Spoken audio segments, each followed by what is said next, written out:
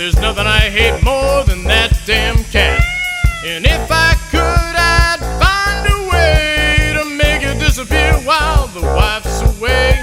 But she'd find out somehow, some way, and then there's gonna be some hell to pay.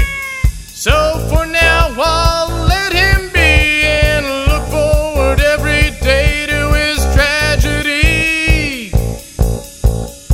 So I'm still